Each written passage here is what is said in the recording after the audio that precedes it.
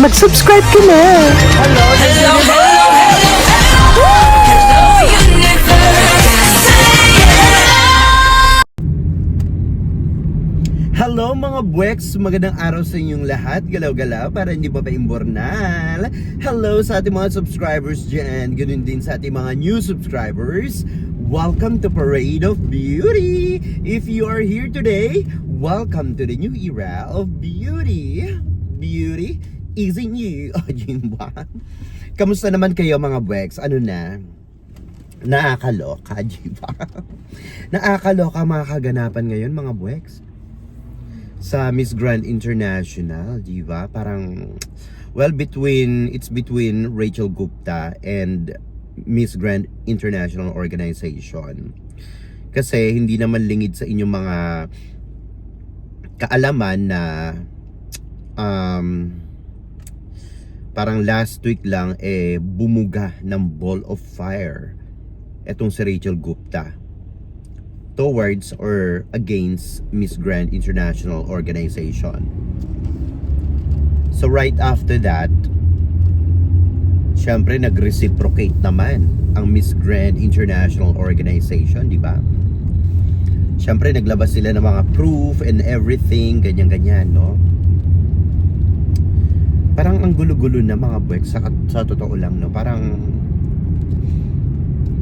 ay nako, hindi ko alam kung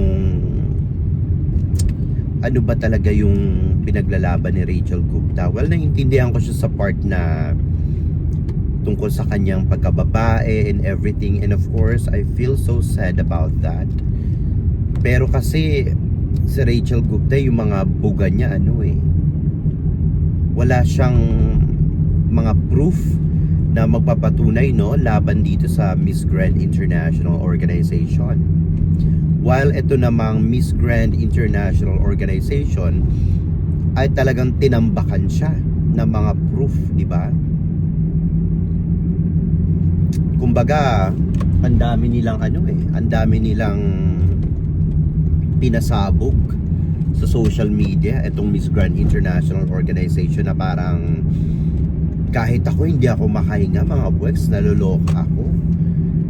Parang yung isa, ang daming sinasabi, tapos yung organization naman, ang dami rin namang pinapatunayan sa kanilang, syempre sa kanilang nakataya dyan yung kanilang integridad at kredibilidad, no? Syempre hindi nila hahayaan yan na mabaliwala lang, no? Sa kanilang dating reyna, di ba? Kasi oo nga naman syempre ito namang si Rachel Gupta, kumbaga hindi nyo rin naman masisi, syempre parang ang dating dito kay Rachel Gupta ay para siyang,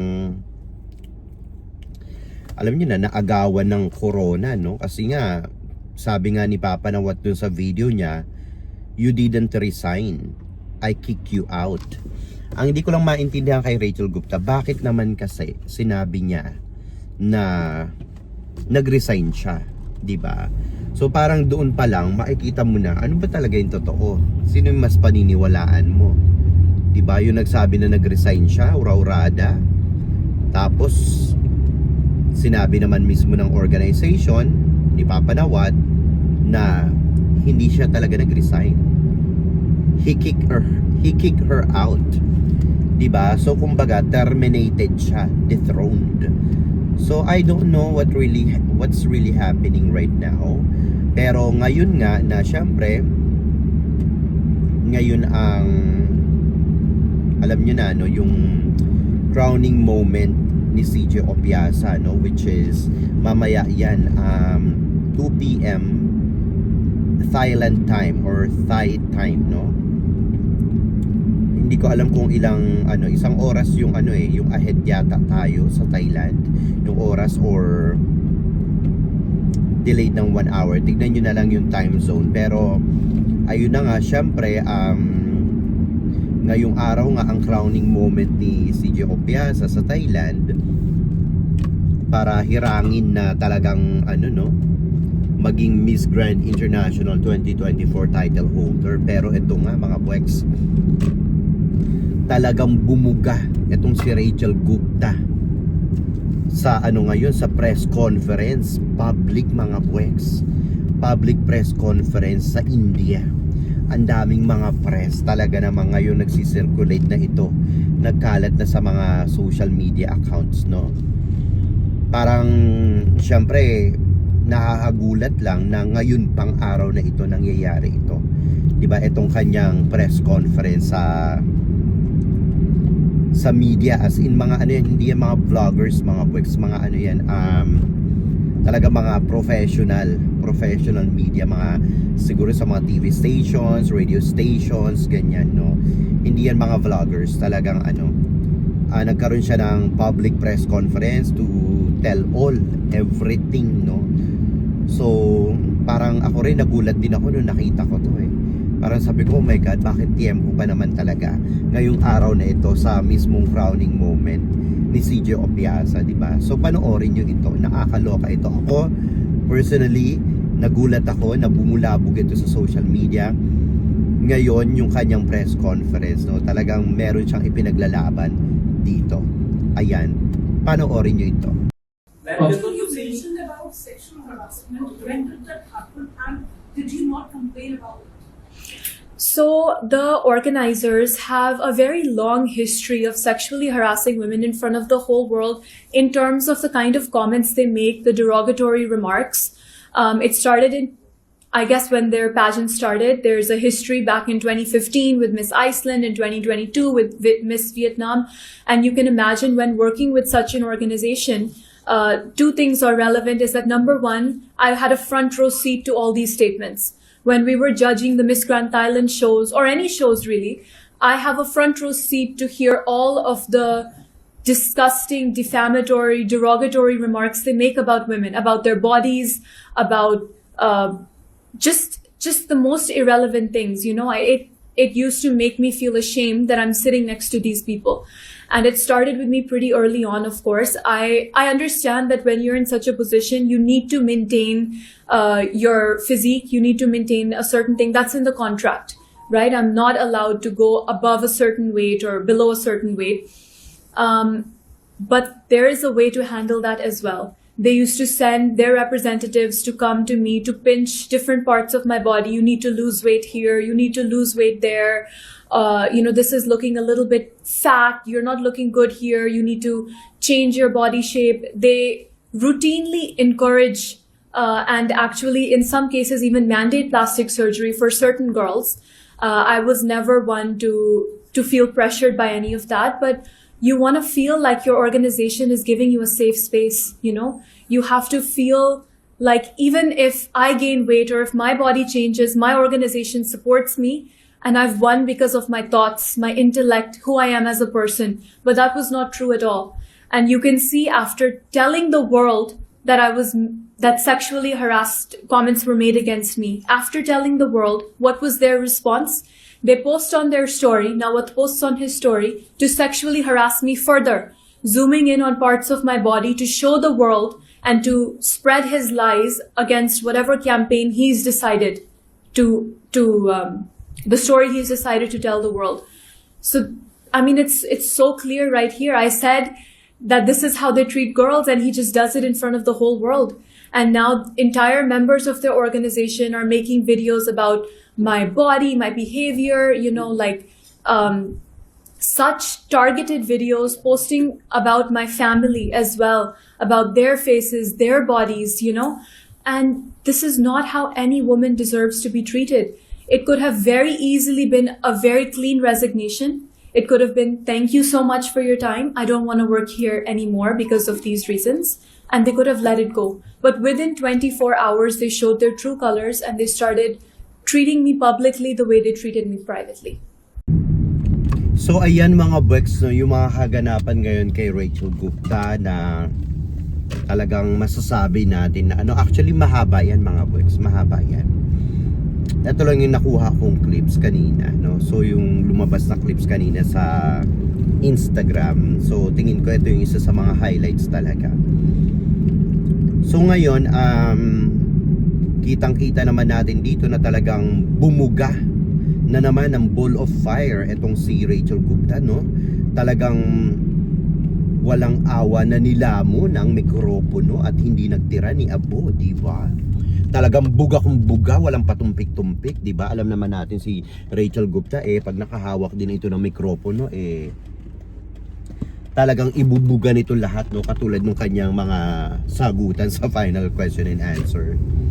But anyway, alam nyo minsan, pag nakikita ko yung mga clips na ganyan ni Rachel Gupta, lalo na yung nanuno yung labi ko, nakakainis. Lalo na yung buga niya sa YouTube. Minsan, of course, I really feel sad for Rachel Gupta, and mabait naman sa akin sa Rachel Gupta, kung tutuusin lang, no? She's very nice to me. Pag minsan nakikita ko yung mga clips na kumakalat sa social media, naaawa ako sa kanya. And of course,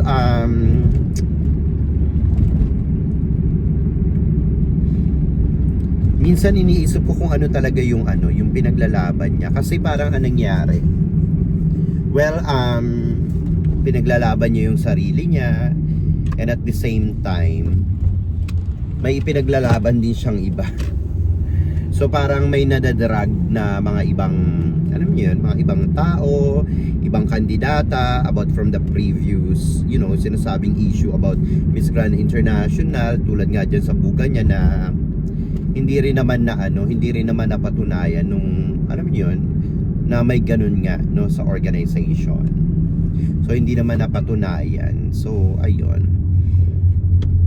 Alam nyo minsan kasi merong mga bagay na minsan nagjo-joke tayo, di ba, na parang halimbawa, you're so fat, ganyan, or ganyan, kailangan mag-lose ng weights, kailangan mo ng ganito, ganyan, di ba? Sometimes they are making it as a joke, no? Kahit naman tayo, di ba? Sa Pilipinas, sa Thailand, ganyan din sila. Kultura nila yan, part na rin ng culture nila yan, no? Kahit naman sa atin, di ba, parang dito kasi sa Australia, big deal yan, ganyan, no? Pag sinabi, you're fat, ganyan, talagang it's big deal yan dito sa Australia.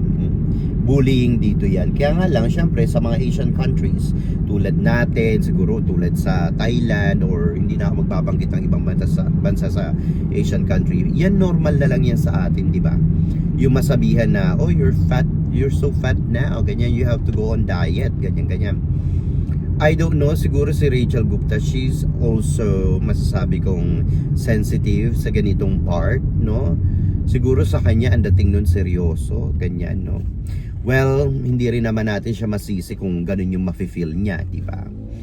So, kasi iba-iba rin naman yung tao, and she has all the rights na mag-react kung nasaktan siya, kung feeling niya na bully siya, ganyan, no?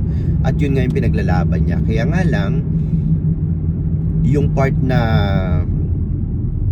sinasabi natin na parang kung may pinaglalaban siya, sana yung sarili niya na lang yung paglaban niya, 'di ba? Hindi yung parang kumukuha pa siya ng alay niya, no? Halimbawa, sa ganito, ano ba yung issue na may mga sexual harassment and everything, which is not good. Kumbaga, laban niya to, 'di ba?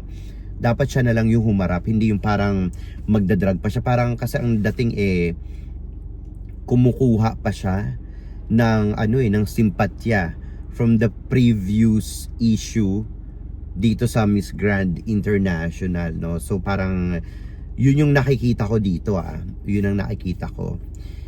And ayun nga, tulad nga ng nakita ko dun sa mga comments na bakit ngayong araw pa ito nagpa-press conference in public, kung kailan ito namang si CJ Opiasa ay magkakaroon ng crowning moment, diba? So ang sabi nga ng iba, sabotahe daw ito sa crowning moment today ni CJ Opiasa, na parang imbis na sineselebrate ang victory ni CJ Opiasa sa crowning moment niya today, parang ayun, sinapawan na daw ngayong araw na ito ni Rachel Gupta sa pagbuga nito sa social media or sa mga press conference dun sa India, di ba?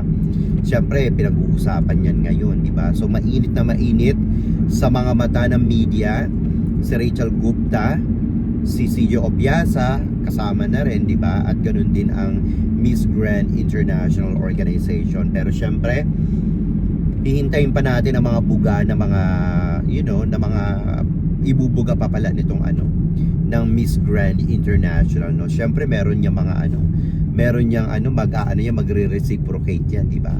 So mukhang mahaba-haba pa ang journey natatahakin nitong issue na ito. I don't know kung saan ito makakarating, but you know what, to be honest, for me, from my heart, Rachel Gupta has been very, very nice to me during Miss Grand International. Wala naman akong naging problema sa kanya, and she's very, very, you know, nice to give her time to have an interview during Miss Grand International with me. And I feel very, very sad what is happening to her right now, no? And of course, to Miss Grand International, of course, kumbaga, we're included, no, sa family na Miss Grand International. I feel sad then, of course, for Miss Grand International that they are having this kind of, you know, very controversial moment in the history of Miss Grand International organization. I really do hope everything will go smoothly. Everything will go, you know, I mean, it will settle everything in a right, you know, conversation, without any including the public media or anything, no, for these both parties. I really do hope everything will going to be fine, and I know it's so hard to do that, but I mean at the moment, but whatever is happening right now, Rachel Gupta and Miss Grand International definitely has a very good special moments during their time with each other, no? I mean Rachel Gupta, I mean, has been with Miss Grand International as well as Miss Grand International organization to Rachel Gupta. I'm pretty sure they have these, I mean, they had these beautiful moments together, and I really do hope it's just not going to be just a waste, di ba? Kasi may pinagsamahan eh, di ba? Kahit pa paano, ayan, natulog na yung nasa harapan ko. Kailangan mabusinahan. So I really do hope maging maayos yung dalawang parties, kasi nakakalungkot naman na ganito yung nangyayari sa kanilang dalawa, di ba? So ayun, hihintay natin ang mga bugahan ng Miss Grand International Organization. Syempre, bubugayan mga yan. Hihintay natin, siguro baka mamaya yan o bukas after ng crowning moment ni CJ Opiasa, di ba? But anyway, mga buweks, anong masasabi nyo dito sa ating mga chika ngayong araw na ito? Sa tingin nyo ba, talagang sinadya daw ba ni Rachel Gupta na sabutahihin ang crowning moment ni CJ Opiasa ngayon, at makatotohanan nga ba itong mga ibinubuga ni Rachel Gupta ngayon sa social media? Ayan, no, ang mga ganitong mga issue laban sa Miss Grand International. Ayan, magingay po kayo sa ating comment section para makita ko rin ang inyong mga opinyon. Hanggang sa susunod nating mga chika-chikahan. Bye for now, mga blacks, and I love you all. Bye. See ya.